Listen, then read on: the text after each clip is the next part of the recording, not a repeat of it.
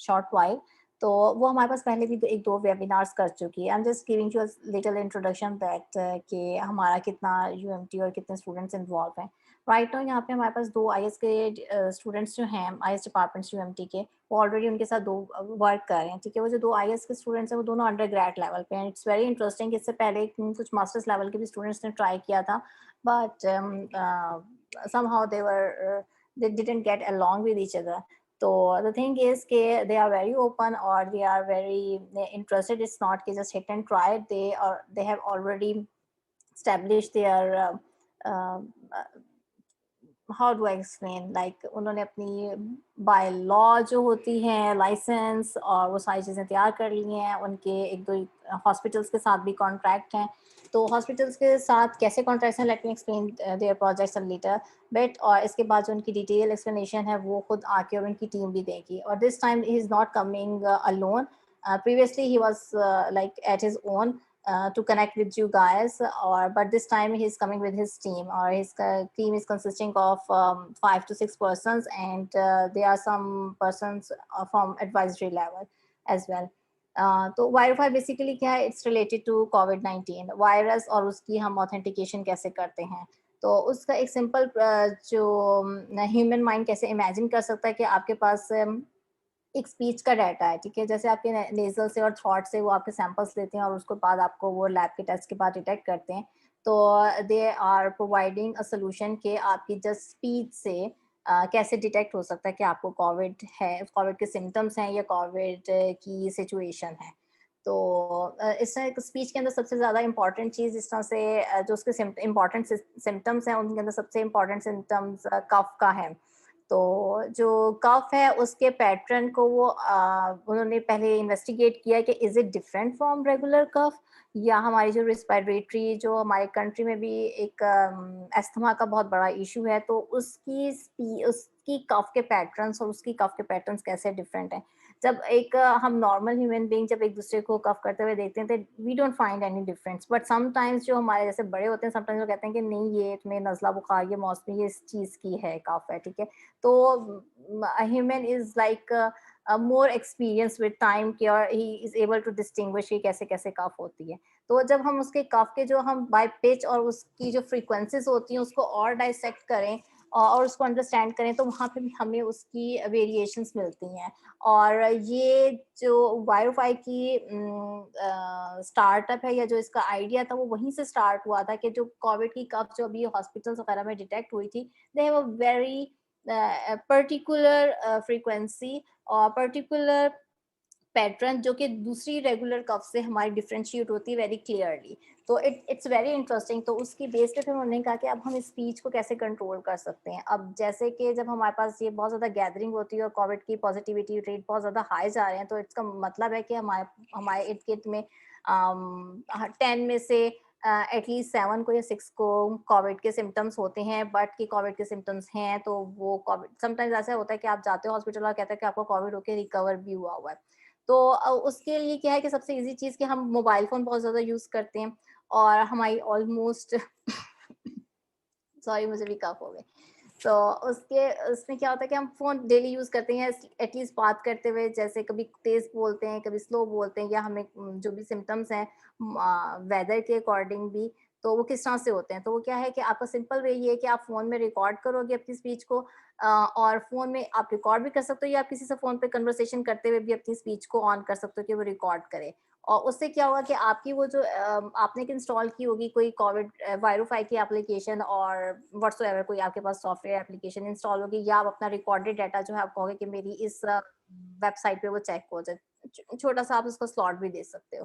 तो आप जब चेक करते हो तो वो ऑटोमेटिकली आपको डिटेक्ट करके बताता है कि आप लाइकली हो या आप क्या सिमिलर पैटर्न ऑब्जर्व हुआ है या इसकी कितनी परसेंटेज सिमिलर है, राइट। तो वो आपको अल्टीमेटली चेक करके बताएगी। इट्स वेरी इजी कि आपने इधर कफ का पैटर्न दिया और उसके बाद आपको अल्टीमेट रिजल्ट्स आ गए। अब इसके बिहाइंड द सीन्स जो वर्क हो रहा है वो इतना इजी नहीं है जितना ये आप लोगों को लग रहा है, लेकिन अगर हम उसको ब्रेक डाउन करें डिफरेंट स्टेप्स पे, then it's very easy.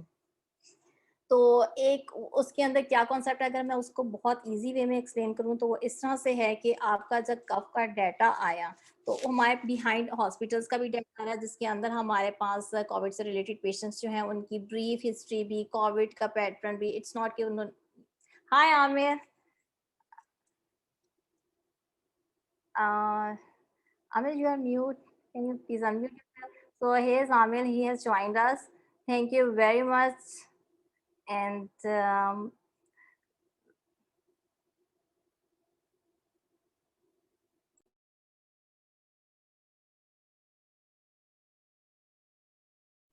hello, Amir. Uh, can you unmute yourself? Like, try Oh, okay, again. now it's working. Hello, Yeah. nice to meet everyone. Yeah. So we have plenty of participants, and some of the participants are really eager to talk to you again. And I was just discussing your previous uh, webinars here for my classes. So we were just discussing. Hi, Daniel. How are you? Now it's on you. So if you want to carry. Yeah, thank you so much for organizing this, Professor Satwat, and everyone here for gathering. We really appreciate you making your time for this opportunity. So I guess I'll hop in. So it's being recorded. This is good. I can't share my screen either. Can you allow me to do that? I see. So I'm sorry, like it's just for security reasons. Ma'am, Oh, now it sir, works. please make co-host. Please make Okay, Amir okay, co-host yeah. so he can unmute himself and share the screen as well. All right, good idea. Yeah. Oh, great, I'm co-host now. Okay, Thank good, perfect. you. All right, so and there's some noise that plays. Second, let me turn this noise off. Okay, great. Okay, good. Okay, hello, welcome everyone. So I will present you about what we're doing at Virufy. So it's a nonprofit research org. We're spread across 20 countries. We've got 100 active members, volunteers, and we're supported by some groups at Stanford. You're seeing this, huh? One second, let me just fix this so we'll be set up for a proper start.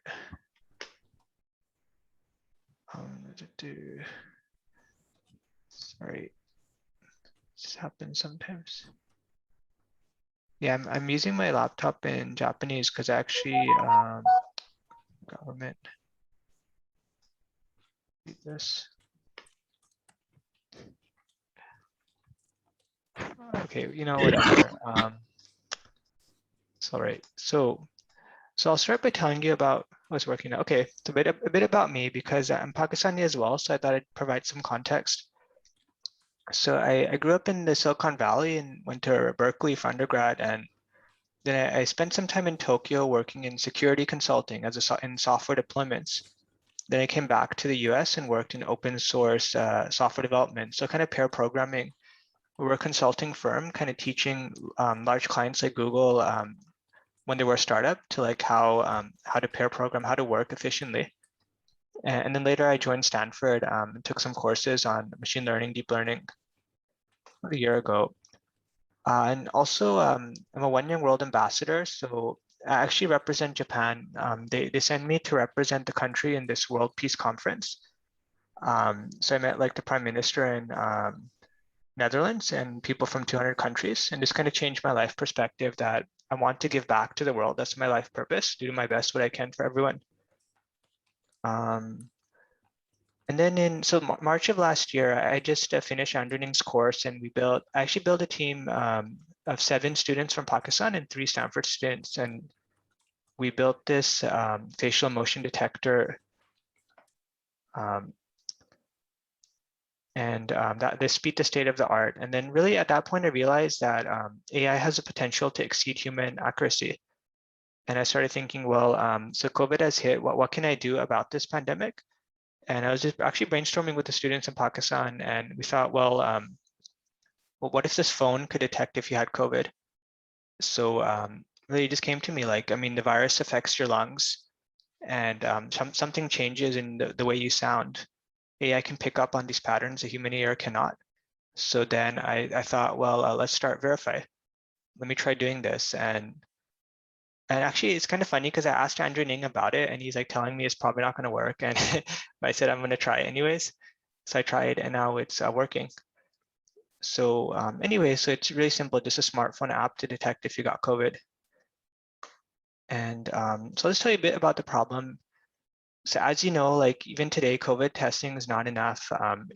We're hitting the third wave in a lot of countries, and countries like Pakistan, and not everyone's going to get the vaccine. And even in the US, like not everyone wants to take the vaccine. So COVID's going to be around for a while. This is a seasonal issue. And so still the testing is, there's not enough testing. It's expensive. You need, because someone's paying for it. Even if you're not paying, the government's paying.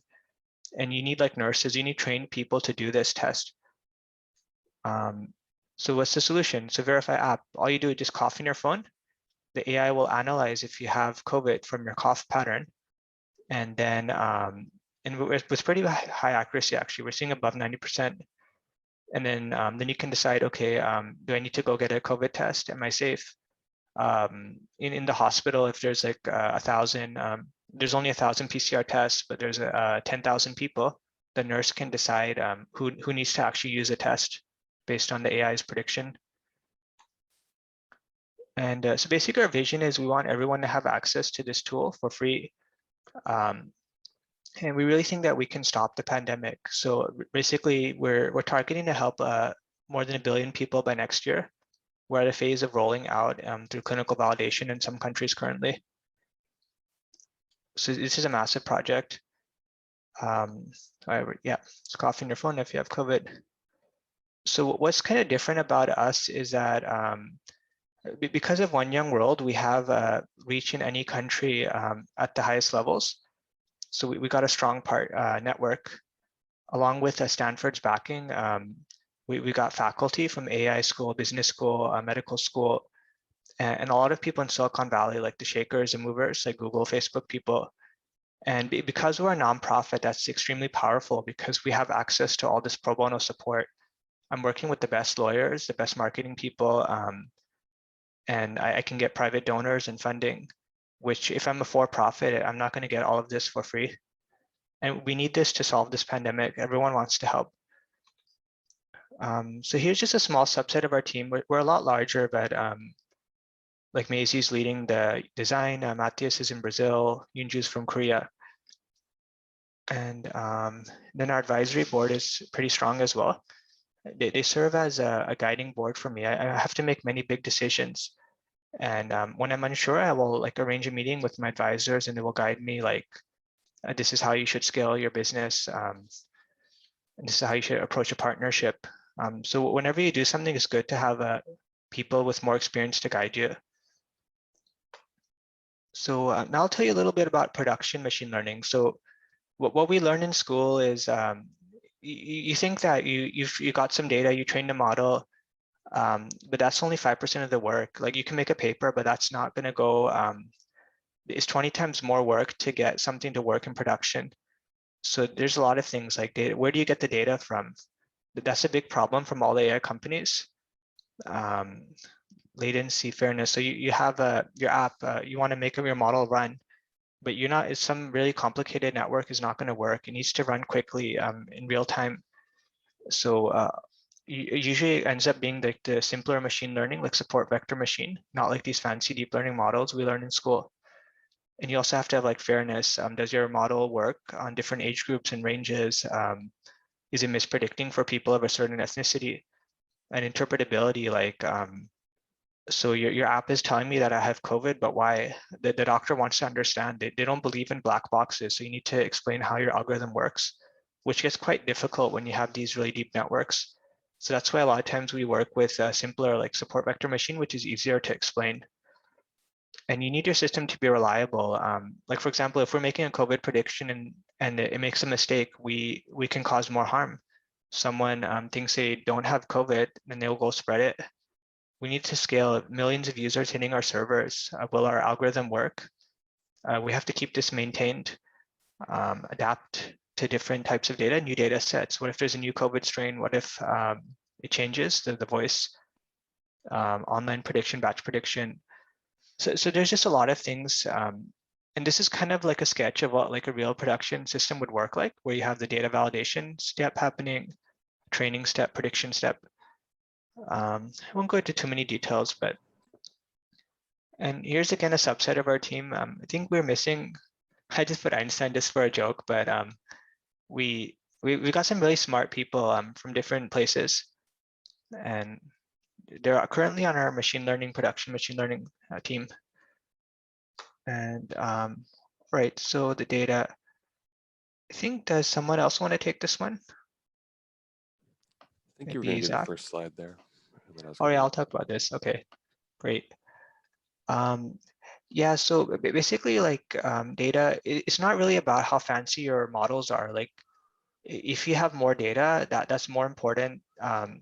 Without good data, you cannot train a good model.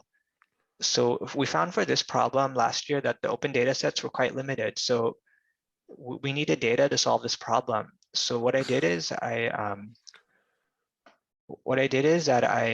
collected data from the hospitals, and actually started in Pakistan. And also we started collecting from the public with marketing and crowdsourcing. But what we found that there were a lot of challenges. Like if you wanted to collect data from a hospital, you need to go through this thing called the IRB process to the institution review board to make sure that you're ethically compliant and you're not causing harm, and the patients consent to give you their data. And then there's things like GDPR and all these data privacy laws, which also, that's why I've been working with lawyers like 10, 20 hours a week for the last year to make sure we're not violating any laws. And internally, you have to change your information security practices. Like everyone needs to have two-factor authentication. You can't leak this data. It's confidential medical health data. And yeah, so I think now I'll pass it to Zach, one of the leaders in our team. Oops, Yeah, there you go. so just going to talk a little bit about data storage. So we have several data sets that we work with that get updated on different intervals. They have different needs for security. Whenever you're dealing with health data, you need to make sure that you're using the utmost security. There's a lot of laws around that, and it's very complicated for different countries. So one of the big challenges that we have, and one of the big things that we're working on is how do we ingest data, convert it to our common data format, and then store it efficiently.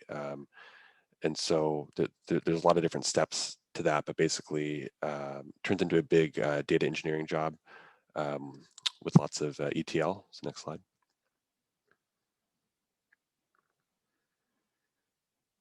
And then, yeah, this is just an example of our common data format. We're finding as we add more and more data, we're finding that we're going to have to end up having probably over 100 columns. There's lots of different languages, lots of normalization that needs to take place. So we're learning that data science is just as big of a data engineering need as there is for a data science need whenever you're working on production machine learning.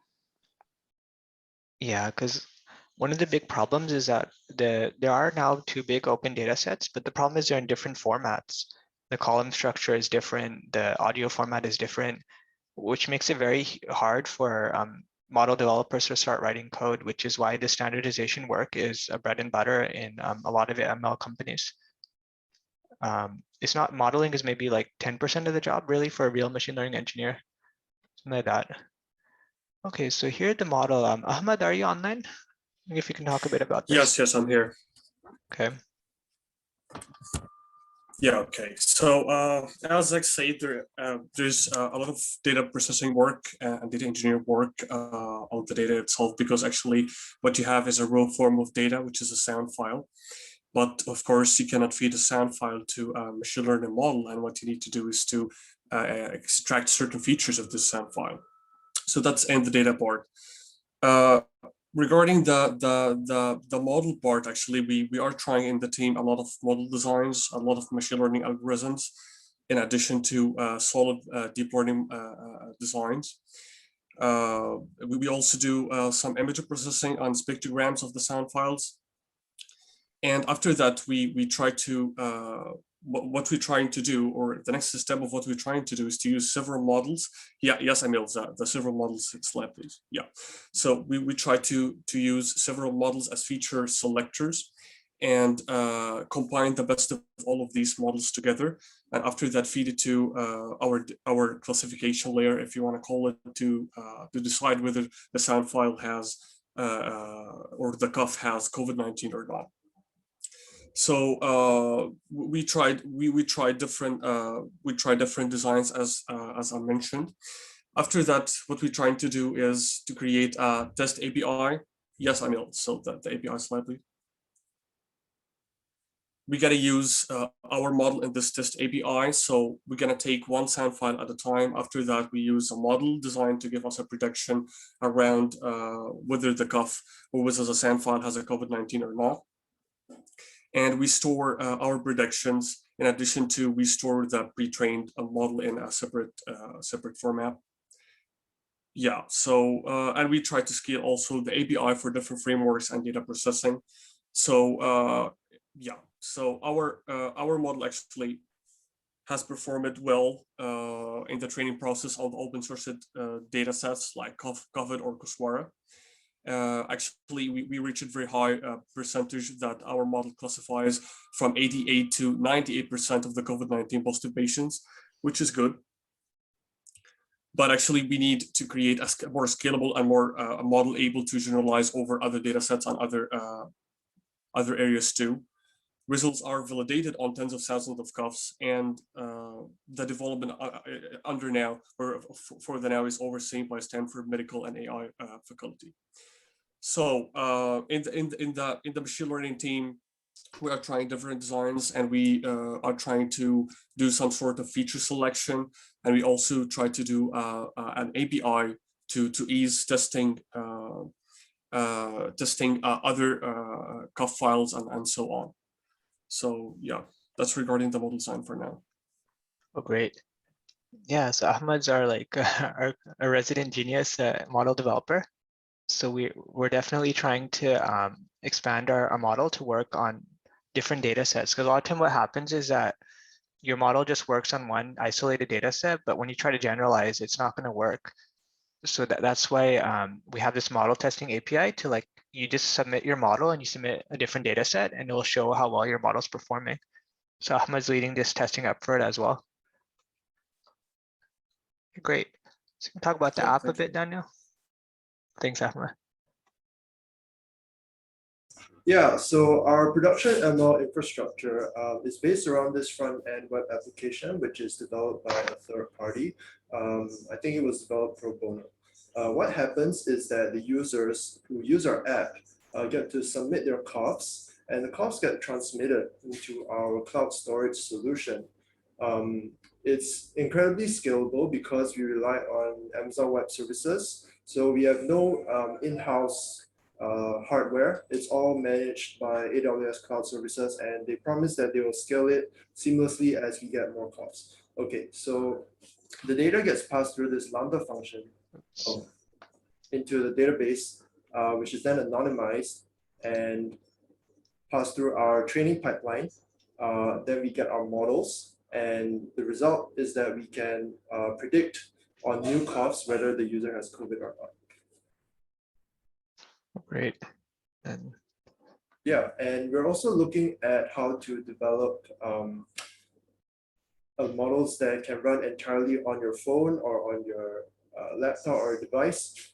So there will be no cloud communication in this case. What happens is you would just download the model from our hosted website, and the model will run locally, so there's no transmission of your data.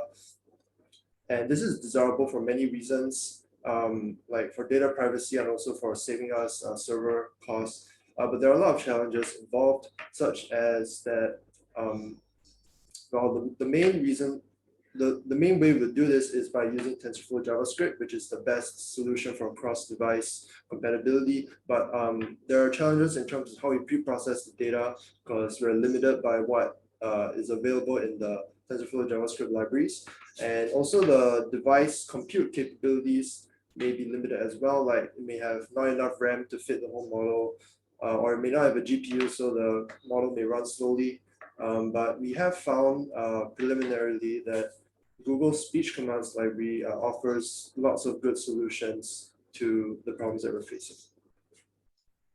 Yeah, so Daniel's done great work leading that effort. So yeah, I mean, we did talk to the TensorFlow JavaScript team at Google as well, and it's because we're extracting like the MEL spectrogram and the pitch and the tone, these type of different features from the audio signal, and these work great on the computer, but like they're not available in JavaScript, some of these features. So the same thing that Google Voice, like your speech recognition, we're using that library, which is super optimized. But we did kind of put this project on the hold a bit. It's a further research area. Okay, great. So Brian, you want to talk about this? Sure. So one of the reasons that we used an open source framework is that there's like incredible sort of like power and community coming from like taking this stance, right? So for one, we get access to a huge amount of people and contributors who are like volunteers. So there's like a very low barrier to entry for the project. And also we're not essentially like trying to hoard IP. So like we're essentially just trying to make the best possible tool, to help. And that I think is a very different stance than a lot of other people who might be trying to do this effort. And that kind of leads us to having like a good ethos. So like our, the alignment of like why we're doing this is much, it's much easier. And it's just easier to like maybe understand that we don't have like ulterior motives or anything. We're just trying to help. And yeah, so we have also many tools that we're trying to use as well. So we're using things like Apache Airflow for task schedulers, AWS for infrastructure, for example, use of like, incorporating sort of like a model agnostic framework that we're trying to work with. So like using things like TensorFlow, PyTorch, and accommodating people who want to contribute in that way. Using other tools, even like, SpeechBrain, Librosa for even things like processing of the files that we're going to do. And then also looking at other things like infrastructure work. So things like Dask and Terraform are very important. Great. Yeah, Brian's like just like a knowledge. He's like a library. He has so much knowledge. So it's helping inform us of all these tools. And we're really working at the cutting edge, even in Stanford and Silicon Valley, just the latest tools which make real systems. And yeah, and really, I just one thing I wanted to add is like open source is like when you try to grab and hold it to yourself, but when you open your hands, then everything comes to you. So that's the power of open source. I've got all the support around us to build this solution. So now I just wanted to say that like, I mean, we need to collaborate to end this pandemic. The old style where people were trying to kind of hold and make money and like COVID is teaching us that it's not working. We need to evolve as humans. So as Virufy, we're trying to be that unifying force to stop this crisis. So we're building the largest data set of coughs from across the world, collected, standardized, and then share this data with partners in companies, industry, academia, nonprofits, and then partner with governments and to basically get the regulatory approval to release the app, because you need some approval to make sure your device is safe for people to use. And right, so how you can get involved. You want to talk about this, Zach, a bit? Sure. So there's plenty of opportunities to work in different capacities on our team. Like I said, we have lots of data engineering challenges we're trying to solve. We have opportunities, for people to pair up in groups of maybe 4 or 6 and work on our starter notebook and try to create a model. Then you'd get to actually test it with real data, real crowdsourced data. Tons of opportunities to just get experience working on a team, project management, etc. Maybe if you skip to the next slide. Yes, I'll also add that in terms of opportunities in general, we're looking at between 10 and 20 hours a week. If you're more experienced, maybe less, but we're really seeing that there's tons of opportunities as we're growing and working with more tools.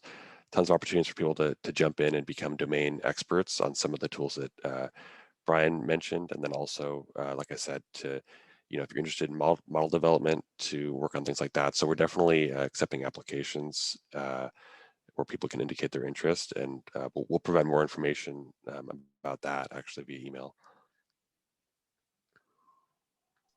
And there's some ideas you had, Zach, for potential projects for students? Yeah, like I said, so we're thinking there's always a need for models. Like Ahmed mentioned, we're one of the tasks that we're working on is once we have a bunch of great models, how do we combine them to make a better model, or how can we use them at scale? So any contribution involving, basically designing a model is going to be value added in the long run. There's tons of other tasks we have. I'll give an example. We're actually finding that we need to figure out how many coughs are in an audio file. So maybe having people who are interested in doing that to take audio files, count the number of coughs, and then train a model that's saying, okay, we have all these audio files, how many coughs are in each, and that's going to be a feature that we can use to then train our models better. So yeah, and there's actually even more opportunities than that. But like I said, definitely would love to have students who are interested, at many different levels too. If you have the time to fill out an application and maybe take time to talk with us. Okay, great. So yeah, Zach's a great team builder. So and one thing I just wanted to add is that the way we work, it's different. It's no longer working alone in silos. We work in groups. We hop on Zoom. We do it together. Pair programming, group program, mob programming. So it's really fun and learning. And but anyhow, so I wanted to open it up now to questions, and we do have a link for our email address as well. We do have an open source community we're building. So I'll open the floor now. So vaccines, rumors. I don't know what's happening with vaccines in Pakistan. What I do know is that a lot of countries aren't going to get this. So we still need some kind of detection, a mass testing solution.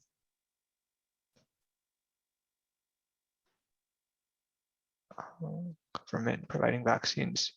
Do you think the vaccine will stop the virus? Because normally these take 5 to 10 years to develop properly.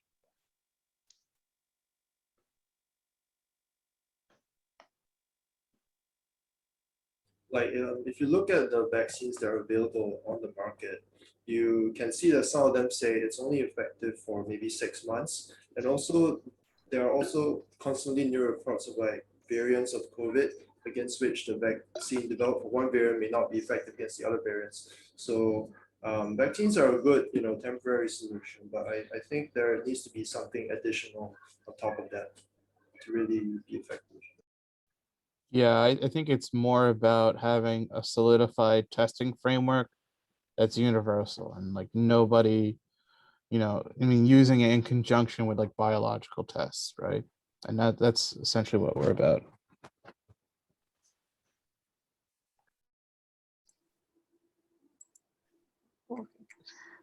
Aisha has some question. Yes, I wanted to ask that vaccine can replace COVID symptoms or not? What do you think about it? Replace COVID symptoms? Yeah, Do the you vaccine. want to take it, Brian? You worked in medical for a bit. Yeah, I don't think vaccines are designed to replace COVID symptoms. And also, just to tell you, I'm also not like a medical doctor. And like the one thing that vaccines are designed to do, all the vaccines are to alleviate your ability to not be hospitalized. And that's like a big thing where you should, once your government vets a vaccine, you should definitely take it.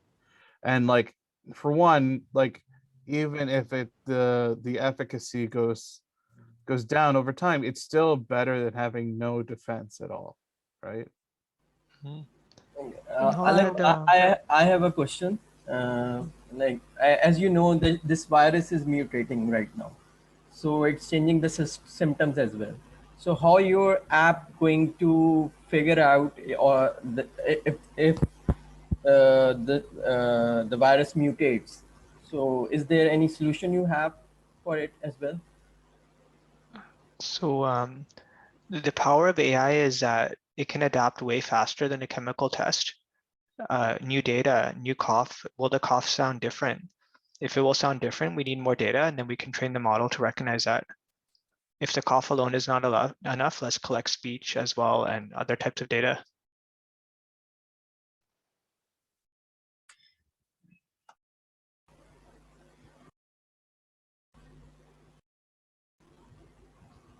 Okay, participants, if you have any questions, please, this is the time, please raise your hand or unmute yourself and ask the questions. Okay, Amir, I have one question. It's related to get involved with your organization. So like most of the students were asking me, like when you mention the rules or when you mention the architecture, it's a lot for them. They are like, they want to get involved, but when they see the architecture and their roles and whatever you speak, it feels very overwhelming to them. And so like you mentioned the roles, machine learning and like hi-fi roles. So like, is there an opportunity, like people, like last time you were mentioning, like students get involved for training purposes, for learning purposes, or to learn how your architecture, production, MML and everything is going on? So just brief this about, and then I want to introduce one of the participants that he is working with me on your project. So just first I want you to please brief about how a person can, or a student can get involved for learning purposes, like if something is overwhelming for them and they're really interested, so how they can learn about how things are working at your end. Want to say something, Zach? Oh, yeah. So like I had mentioned, we do have a starter notebook. We're actually about to update it so it's even more detailed, but it will actually load the data for you and process the audio files into feature vectors or feature stores, and then also images, so that we've taken a lot of the hard work out of it, and so you can just run it in Colab and just start building a model if you have some basic machine learning knowledge, and then play around with it and then test it, etc. So we really have that set up. We do recommend working in groups of maybe 4, together collaborating. So we try to take some of the environment stuff out of it so that it's just easier to start with. So, and yeah, we can provide that as we update the GitHub. So.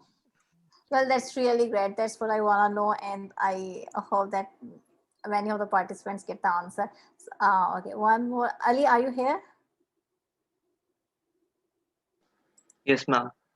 Okay, so Ali, can you introduce yourself to Amir and his team? And if you have any question, like he is training on your data and just getting to know how things are working, and he feels very hesitant. So I just want to have a conversation of Ali and with you. Ji Ali. Assalamu alaikum. Hello, everyone. I'm Mohammed Ali. I hope you don't mind the camera. I'm a bit camera shy. So the thing is that I've been collaborating with Ma'am Satwat. She is my teacher, and I'm a graduate from UMT, University of Management and Technology.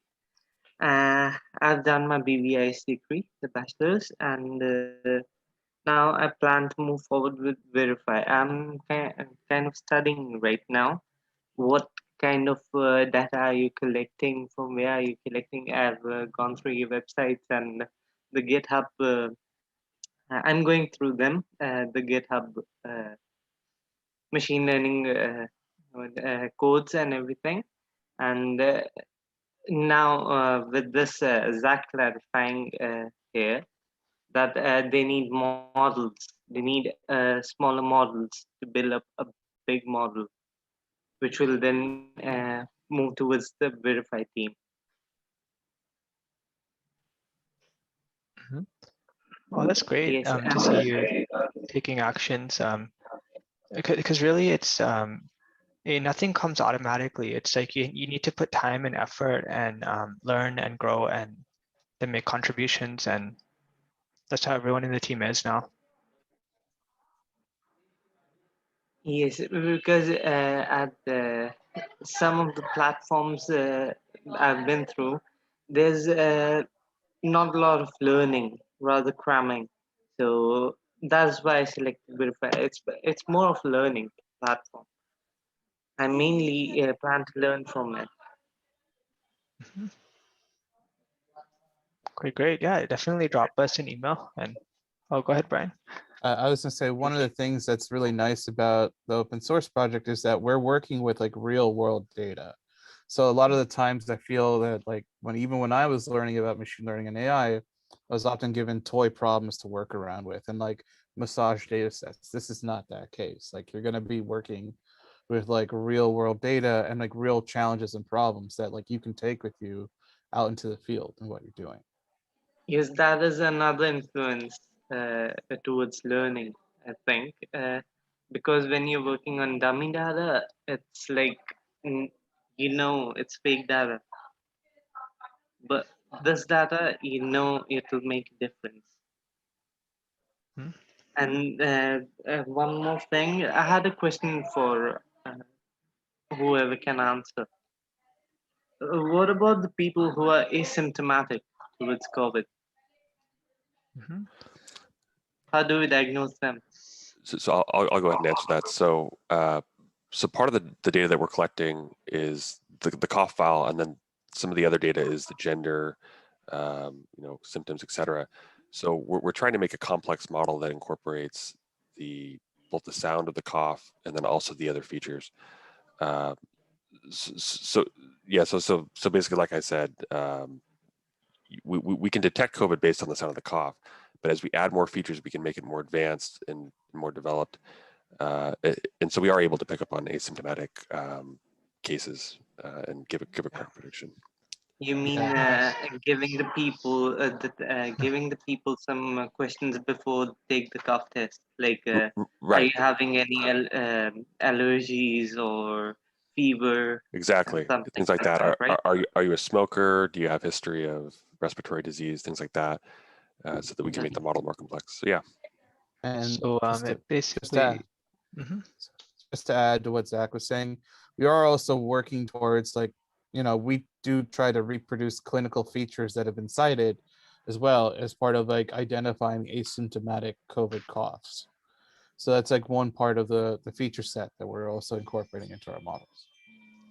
Yeah, Right. so like to elaborate a bit, so we have the labels of their current symptoms and the COVID PCR test results. So we have labeled data for asymptomatic patients. And even though people might not feel they're symptomatic, there's actually still some damage happening in the lungs, which we're seeing AI is able to pick up on that difference. So we're going to need more asymptomatic data to show this further, but we think it's really possible.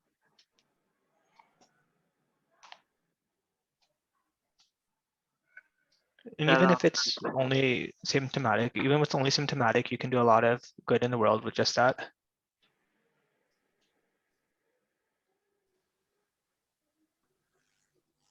All right, thank you.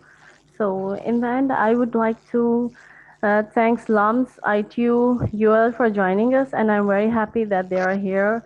And whoever who are unable to join us, they can watch the recording on YouTube and our on UMT portal as well. And I'm extremely thankful, and UMT is extremely thankful to the founder, Mr. Amil, Zach, Brian, and Ahmed. Thank you so much for having us. Thank you. Thanks. Thank you. Thanks.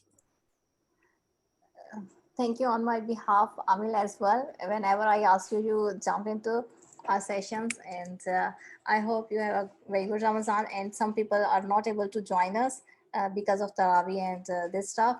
And but there are 4 universities that have joined us on this session, and the recording will be shared with them later on. And I hope and I wish you very good luck for your venture. And this time I will be very aggressively involved in your project. I don't know what is a good word, but like now I am more interested because in these 3 sessions I have learned a lot, and I'm getting very much clear. So like now I have my students, so I can supervise them as well, and can learn more about this project. And one more thing to mention to all other participants, that it's just not one venture with Amil or his team. There are so many other projects they are also doing. So stay connected with him, and I highly appreciate that if you can connect with him directly or with any other person. They are really very open. They are really nice persons. They are coming in their early mornings to to our session. Thank you very much, Brian, Zach, and Daniel. Once again, it's very nice to meet you again. Enough. Bye bye. Thank you. So Thank you Great for having speaking, us. apologies. Thanks a lot. okay, and I'll just say a parting note that that Pakistan's actually a very powerful country. The youth under, I think 60% of, more than 60% of population's under 30. You have a massive potential. AI is a field you can leapfrog in. So it's a good chance now to learn and implement, because the world is moving in that direction. That's the trend now. So yeah, thanks for your time. Yeah, we are trying to press on our youth that AI is very important, and please get involved, just not in television or in YouTube channels, but please get involved on the real hand. So we are trying our best. That's why, and that's the real reason to connect with you guys. And I'm really thankful, and I highly appreciate that you are coming and you are taking time to motivate these students. And by having these sessions, at least they get the flavor that AI is something, and we have to do in AI to contribute not only to the world but to our lives, or to improve our lifestyles, or eventually service to humankind. Yeah. So if there are any other questions from the participants, please raise your hand, and then we can end the session. Yes, Atabek. Okay, hi everyone. Okay, so actually I'll go to my question like a bit slowly, because I'm working on a project related to open source. It's related to LMS. I'm actually a web developer, and to be honest, I really don't have much exposure of because everything is new to me related to data science and everything. But what I feel like I am, I'm more productive when it comes to, something that is, that is I can see. The usual learning stuff that we do in school is okay, but the stuff that you guys are doing is actually, something, a product, you can say. So I'm more into like these kind of stuff. But if you guys can drop Zach or Amil or any one of the team member can drop their email address or Skype, so I can reach out. I may have like a couple more things to discuss with you related to contribution also. And apart from that, the other things related to, the product and the way you guys mentioned. So Okay. yeah, Atabik, the quickest way to reach to them is to go to their website. You will find the contact us page and their team members and every information. The quickest way to do this. And otherwise, if you want to have a other way, you can connect with on LinkedIn. And if you want to have their email addresses right now, they have mentioned in chat box also. Yeah, the email in the chat is perfect. Yeah, if you want and to get if in you touch. want to have their GitHub and the training stuff, then I also have the link, and you can reach out to me. If it's easy, then I will share with you also. And also one of you guys also share the GitHub link in the chat box as well. So no worries. They are not going anywhere. They are in this world.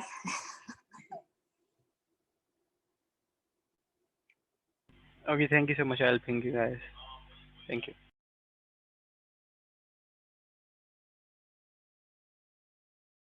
I don't think so that there are any questions from the participants. I thank you again, and I hope you are coming again whenever we need you at some of the later stages. So if you have any comments or last minute advice, then please do so, and then we can end the session.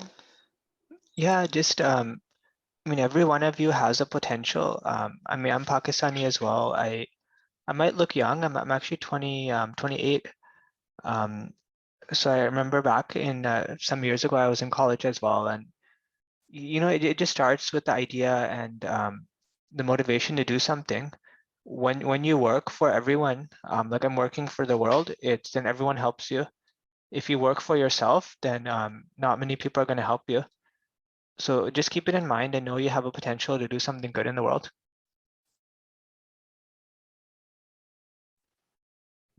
That's great advice. Thank you very much, and words that would encourage us all, I hope, in future. Okay, thanks once again, and now I will end the session. Okay. Have a good day to you all. Okay, goodbye, everyone. Thanks. Bye bye. You as well. Have a good day. Thank you for letting us be here.